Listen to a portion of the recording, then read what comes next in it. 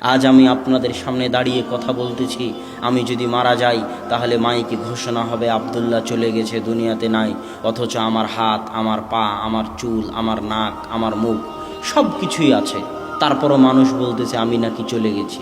তার মানে আমি এতক্ষণ যে কথা বলছিলাম তো আমার ভিতরে একটা রূহ ছিল, ওই রূহটা আমার ভিতর থেকে চলে যাবে।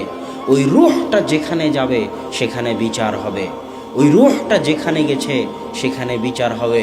অতএব বিচার সত্য, অতএব কিয়ামত সত্য, পরকাল সত্য। যে আল্লাহ আপনাকে প্রথমবার বানিয়েছে তার জন্য দ্বিতীয়বার বানানো সহজ।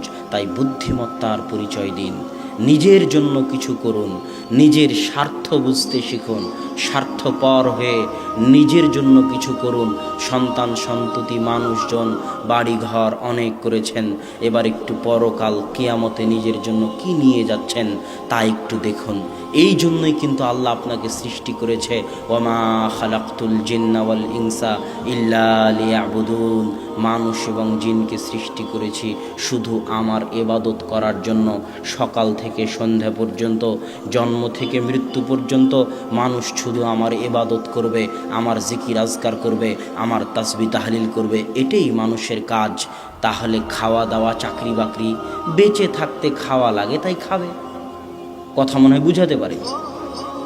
বেঁচে না খেলে তো বেঁচে থাকবে না। বেঁচে থাকতে খাওয়া লাগে তাই খাবে। খেতে হলে একটু চাকরি করা লাগে তাই চাকরি করবে। কিন্তু আসল কাজ কি? কথা বলেন না যে আসল কাজ কি?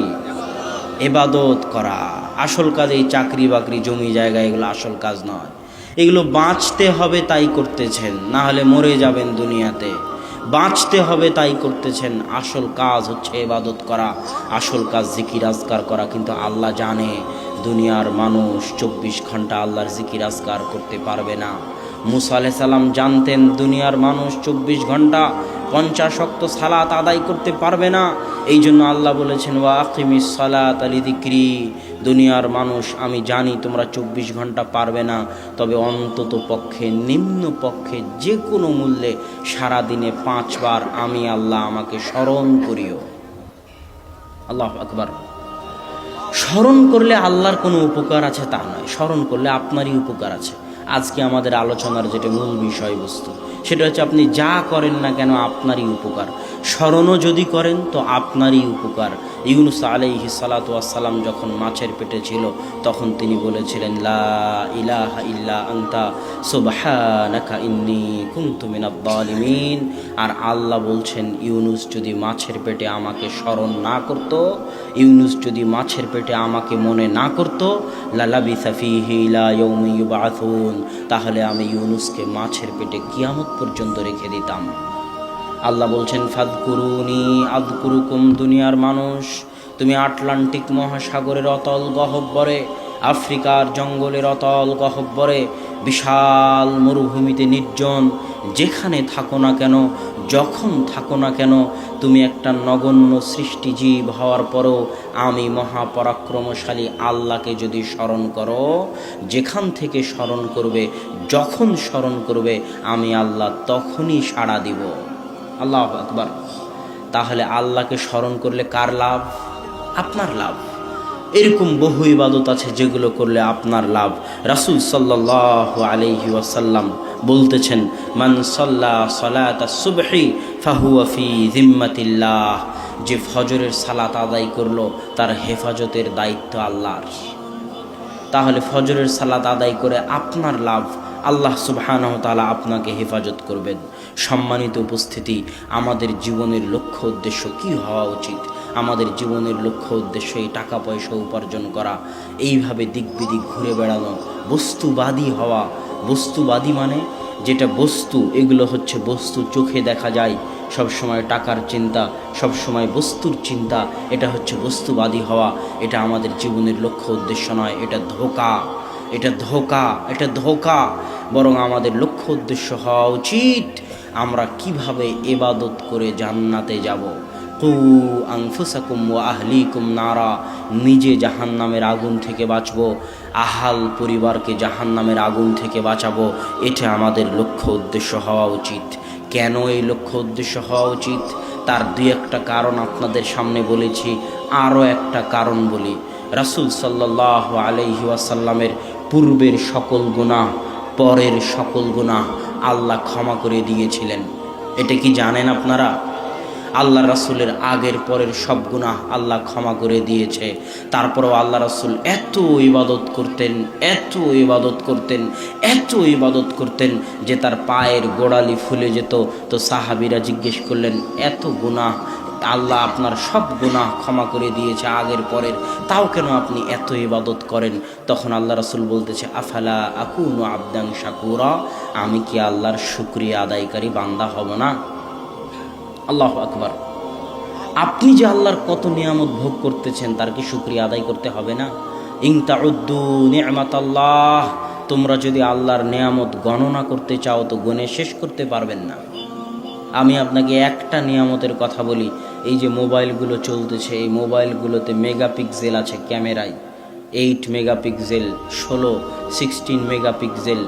এখনও পৃথিবীতে এমন কোনো ক্যামেরা তৈরি হয়নি যেই ক্যামেরা রাতের বাস্তব সৌন্দর্যকে, তারকা খচিত, চন্দ্র খচিত রাতের বাস্তব সৌন্দর্যকে ক্যামেরার ছবিতে ফুটিয়ে তুলবে। ইন্টারনেটে রাতের যত ছবি আছে সব ফটোশপ করে আঁকানো, বাস্তব ক্যামেরার কোনো ছবি নাই। কেননা ক্যামেরা এখনও অত মেগাপিক্সেলের হতে পারেনি যত মেগাপিক্সেল দিলে রাতের আকাশকে সুন্দর করে ধরা যায়। পৃথিবীতে সর্বোচ্চ মেগাপিক্সেলের ক্যামেরা 50, আর আল্লাহ মানুষের চোখে দিয়েছেন 570 মেগাপিক্সেল। আল্লাহু আকবার। এই জন্য মানুষ এই চোখ দিয়ে রাতের আকাশকে উপভোগ করতে পারে। এই জন্য বাস্তব ছবিতে যেটা আপনি দেখেন অনেক সুন্দর, ওই জায়গায় যখন আপনি নিজে চোখে দেখতে যান তখন অত সুন্দর মনে হয় না। কেননা যেই ক্যামেরা দিয়ে তোলা হয়েছিল তার পাওয়ার ছিল কম, আর আল্লাহর দেওয়া যে ক্যামেরা দেখতেছে আর পাওয়ার হচ্ছে বেশি। এই জন্য ভুল ত্রুটি, খুঁটিনাটি, খুঁতগুলো ওই চোখের সামনে ধরা পড়ে যায়, এই জন্য অত ভালো লাগে না। আর ক্যামেরার অত ক্ষমতা নাই, এই জন্য ক্যামেরা শুধু ভালো ভালো জায়গাটুকু ধরে নেয়, আর দেখতে তখন সুন্দর লাগে ছবিতে, বাস্তবে গেলে অত সুন্দর লাগে না। আল্লাহর দেওয়া এই একটা চোখের আপনি নেয়ামতের শুকরিয়া আদায় আজীবন, সারা জীবন করতে পারবেন না। সকাল সন্ধ্যা আল্লাহর খাচ্ছেন, আল্লাহর জমিনে বসে আছেন, আল্লাহর দেওয়া রৌদ্রের আলো ভোগ করতেছেন, আল্লাহর দেওয়া অক্সিজেন, মেডিকেলে গেলে অক্সিজেনের কত দাম দেখেন। তো আপনি কি আল্লাহর একটু শুকরিয়া আদায় করতে চান না? না নিমক হারাম হতে চান? নিমক হারাম বুঝেন? যার খায় তার গুণ গায় না, তাকে কি বলে? নিমক হারাম। মানুষ বড় নিমক হারাম। মানুষ যার খায় তার গুণ গায় না। মানুষ খায় আল্লাহর, পরে আল্লাহর, জমিনে থাকে আল্লাহর, আল্লাহর সূর্য, আল্লাহর আলো, আল্লাহর বাতাস, আল্লাহর অক্সিজেন, আল্লাহর জীবন, আল্লাহর মৃত্যু, আল্লাহর চোখ, আল্লাহর নাক, আল্লাহর কান, আল্লাহর মেধা, আল্লাহর বুদ্ধি, আল্লাহর টাকা পয়সা, আল্লাহর জমি জায়গা সব মানুষ ভক্ষণ করে। আর যখন দোয়া করার দরকার হয় তখন শাহজালালের মাজারে চলে যায়, আর যখন অসুখ হয় তখন তাবিজ কবজের কাছে চলে যায়। ওই মানুষই আবার বলে যে আমি সন্তান নিব না। তুই নেওয়ার কে, আল্লাহ যদি না দেয়? সম্মানিত উপস্থিতি, এই জন্য মানুষ বড় নিমক হারাম। মানুষের উচিত শুকর গুজার হওয়া। এটাই আল্লাহ বলেছেন, অশকুরুলি ওয়ালা তাকফুরুন, তোমরা আমার শুকরিয়া আদায় করো, তোমরা আমার শুকরিয়া আদায় করো। তাই আল্লাহর শুকরিয়া আদায় করণার্থে আপনাদের উচিত আল্লাহ সুবহানাহু ওয়া তাআলার ইবাদত করা, বুদ্ধিমত্তার পরিচয় দিয়ে নিজের জন্য কিছু নিয়ে যাওয়া। 2, আল্লাহর ইবাদত আপনি কেন করবেন? আল্লাহর ইবাদত এই জন্য করবেন যে আপনার যে আত্মা আছে, এই আত্মা সর্বদা ছটপট করে গুনাহের কারণে। কিসের কারণে?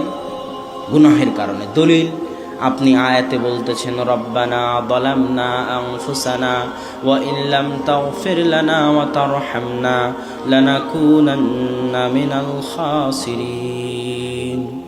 হে আল্লাহ, আমি আমার নিজের আত্মার উপর অত্যাচার করেছি। রব্বানা জালামনা মানে কি জানেন? রব্বানা জালামনা আনফুসানা মানে এটা নয় যে হে আল্লাহ আমি গুনাহ করেছি। রব্বানা জালামনা আনফুসানা মানে হচ্ছে, হে আল্লাহ আমি আমার আত্মার উপর কি করেছি? জুলুম করেছি, অত্যাচার করেছি। তার মানে আপনি যতবার পাপ করেন, যতবার গুনাহ করেন, আপনার আত্মার উপর একটা কালো দাগ পড়ে যায়। আত্মা ছটপট করতে থাকে, অস্থির হয়ে যায়, হতাশ হয়ে যায়, চিন্তাযুক্ত হয়ে যায়। কেননা ওই আত্মাকে তো আল্লাহ সৃষ্টি করেছে, সে আল্লাহর দিকে ফিরে যেতে চায়।